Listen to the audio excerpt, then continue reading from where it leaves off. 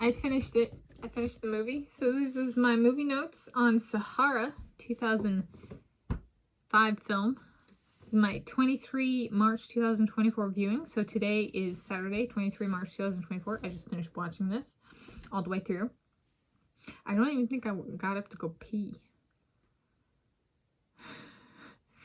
And I'm Tanis Leonhardi, she, her, hers of Seattle. This is my YouTube channel, Tanis Leonhardi, at least currently.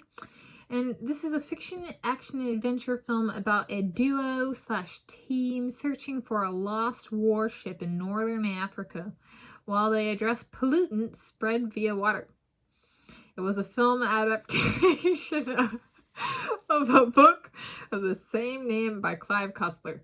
So if you're like me and you like Clive Cussler's Dirk Pitt movies, this is a Dirk Pitt, or not book, movies are books. This is a Dirk Pitt adventure. However, a lot of people have not read Clive Cussler books, and Dirk Pitt might not be their favorite, or whatever, or they might not read the Dirk Pitt ones. So that's why I chose to describe it in terms of like what it was about, instead of naming names, which can be very unhelpful. I have found in reading nonfiction books, is I'm like, just describe the thing. So that's what I'm trying to do here.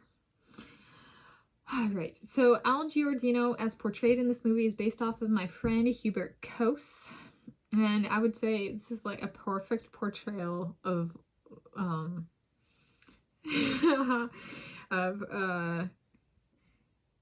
Hubert Coase and my dynamic of I can be a little bit more serious and he can be a little bit more fun. It kind of is similar to Léon Marchand in but sometimes a little bit funnier, and you know, Léon Marchand making his quip about like, you really think they don't have pigeons in France, babe? Kind of thing. So that was a cheese bagel at Fred Meyer. I need to add that to my befriending Léon Marchand playlist, and this needs to go into my befriending Hubert Coase playlist, because he is somebody who's just upbeat attitude, meerkat drum beat, internal heartbeat is just something that I go, I listen for the pitter patter of my friend as he does his backstroke and his freestyle and his individual medley and that kind of thing. Okay, he's perfect. He even nails the hairdo. Okay, and this it's an interesting one because there's like le s'il vous plaît. What is it? What the check? Oh, is what the Al Giordino, so the Hubert Coase inspired in this movie portrayal, right? Not necessarily the book, but the movie. And it's an interesting dynamic because Al Giordino and Dirk Pitt, the two main male characters, are friends, but they also work together. And so I was thinking through, oh yeah, here we go. My base contract, the one that gets me a yearly salary, so $40,000 a year from Noah Lyles, $20,000 a year from Salon Sarkani, and $18,000 a year from Ilya Kurun, which is starting salary. All right, how could I evolve? What room is there for growth in terms of salary and stuff? But to go to growth, we've got to define the base contract. So with Noah Lyles, the base of the contract is, so that it doesn't interfere with my YouTubing or anything, become friends with Kyle Chalmers. So I want you to really develop your friendship with Kyle Chalmers. For Salon Sarkani, he wants me to really work on developing my friendship with Jacob Ingebrigtsen. He's like, Jacob Ingebrigtsen is such a nugget of pent-up sexual energy. He just needs somebody to come and take him to buy a pair of shoes. So something like that. He needs that. Okay, yeah, just trust me. So that's like not necessarily part of the contract, but like if you're that friend for him, then that's a fit for the contract. And with Ilya Kurun, I am to build my friendship with Josh Kerr. And so there's a bit of, how do I do that via YouTube? Okay, so there's that base, and then, you know, if I come to stabilize and provide a definable structure for friending, like building that friendship up, in a stable way where there is public documentation, be it on my channel or through the employer's means kind of thing.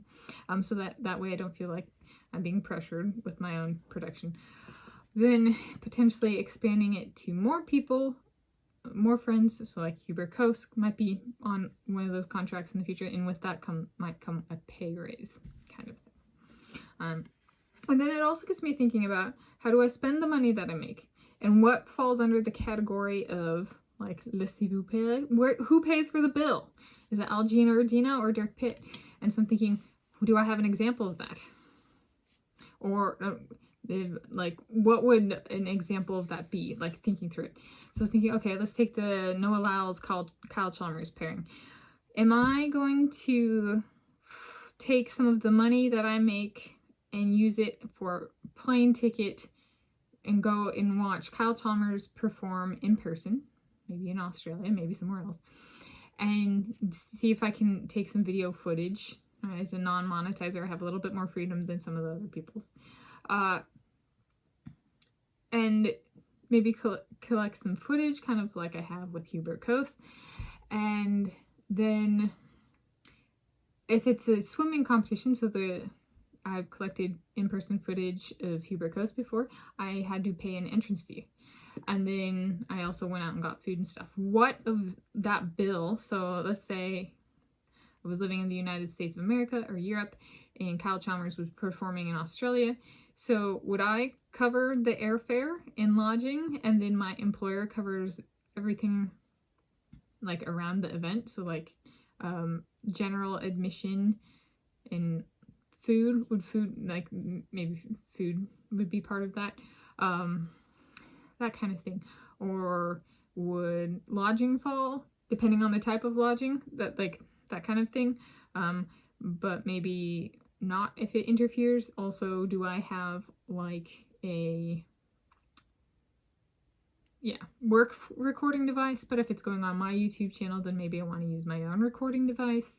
So then do I have the technology necessary? So that one's kind of, for me, if it's going on my YouTube channel, the technology, like my coverage kind of thing.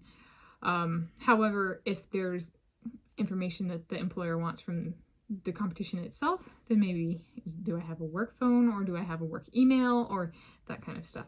So thinking through the logistics of it, I was like, that's one that would, I guess technology would be like, if it's going on my YouTube channel, it would be the one thing that's me. But then how much of the other stuff would be covered, because there's a little bit of novelty for myself and the employer. In this case, the scenario would be me and Noah Lyles, of figuring out what the employer and employee are willing to do, since we, at least with me, I don't know if he does this with other of his employees, or am I his first employee, or like that kind of thing in this capacity. So then figuring out the dynamic and allowing for me to experiment, and kind of maybe that's part of the reflection, is like, you spent your own money for the airfare and the lodging, says Noah Lyles, like, was it worth it? Or should we think about working that into the employer's cost of coverage in the future, and kind of factoring that in? Or was it, is it a good one? Like, was it worth it? Kind of thing. And then that might be exorbitant for a budget, but maybe come up with an annual budget of, you get, like Tanis Leonhardi gets $2,500 a year for in-person competition coverage. And so then I can use some of it towards airfare if I want, but not necessarily, just hit when it caps out, it caps out. So that could be one approach. It could be he only covers general admissions and food. But then what if I go out and get some really expensive burger that costs $2,000? You know, what if I'm a really bad employee? Or maybe he comes with me and he's like, no, we want a $34,000 gold carrot burger. Okay. Right, that kind of thing. All right, so that's the one perk of like, well, what if my employer wants to come with me? He's like, I'll pay for the airfare. I'll be like, oh, here we come. Kyle Chalmers has me and Noah Lyles. My view is gonna be me and him watching you. You know, like the my view video. Well, if I choose, right? Like, so, but not letting my employer pressure me. But I was like, because that comes up right in this movie, is how to not let a professional setting infringe upon a friendship. So there we go. So my movie notes on Sahara, 2005 film, 23 March 2024 viewing. Happy day and time of viewing to you whenever you're viewing this, and happy place of viewing wherever you're viewing this from.